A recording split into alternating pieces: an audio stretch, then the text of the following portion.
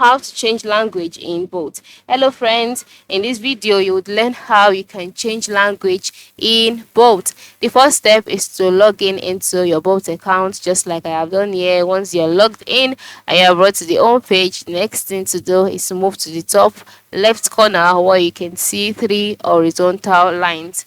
Once you click on this, in the page displayed, you can see options like payments, promotions, my right, expense your right, support, about, and then just click on view profile. After clicking on view profile and you are brought to the profiles page, you can see your name, you can see your number, you can see saved places. Scroll down and then click on language.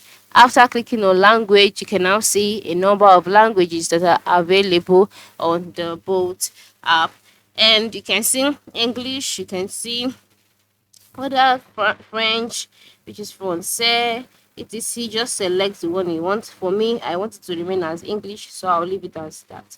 And once you select it, automatically the language being displayed on your boat app will be changed to the one you just selected.